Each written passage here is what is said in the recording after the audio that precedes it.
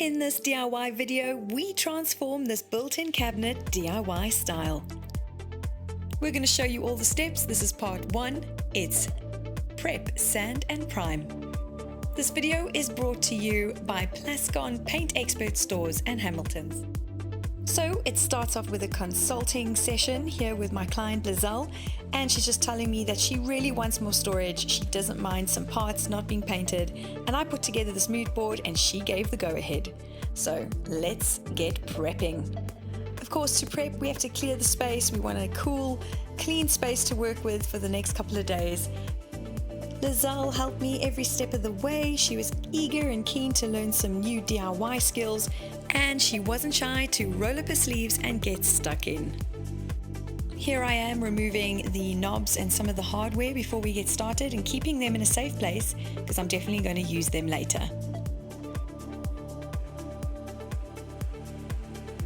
We also removed the shelves and basically a good idea is to label things if you're not sure where they go. Keeping some labeling going on means we can return these shelves in the right formation, in the right order later on.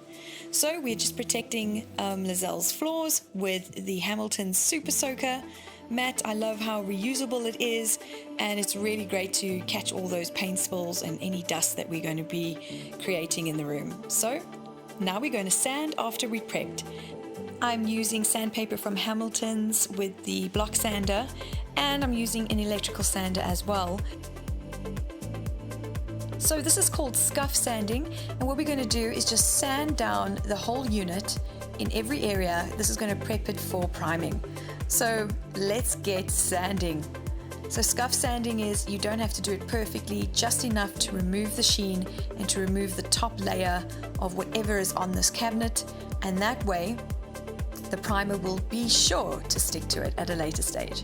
So as you can see, we're using a combination of hand sanding as well as electrical sanding, because sometimes the electrical sander doesn't get in the corners and other areas that the hand sanding can do. As you can see, everything is scuffed. The top layer is now removed.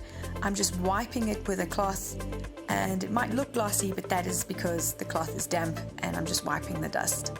Now we've sanded all the areas, we can now take off the doors and paint them separately. Again, Lizelle's doing such a good job, and we just removed all the drawers. Now we're ready to prime. I was given great advice by the Paint Expert Stores to use this Plascon Universal Undercoat and to use these brushes and roller sets from Hamilton's. I'm stirring the paint really well to make sure all the contents are mixed together before decanting into my painter's tray. We are going with the Vela roller from Hamilton's because it really reduces bubbling and gives such a smooth finish. We are ready to get priming. And we get stuck in priming and painting, and we noticed that due to the scuff sanding, the primer went on effortlessly. It didn't slide or it didn't stick. It actually really grabbed onto the surface very nicely. As you can see, we're just applying one coat. I'm happy with the coverage, but if you have a darker surface, then I suggest applying maybe 2 coats.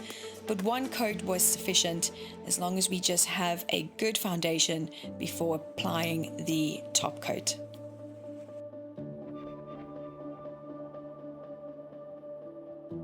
So Lizelle and I just carry on, we're chatting, we're getting painting, and it already looks better just with the primer on. Doing the finishing touches and allowing that to dry.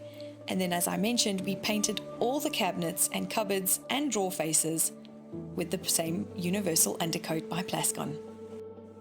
Everything is now dry, so I can just use the tape measure and get my measurements right for the wood that I need to make the cabinet doors.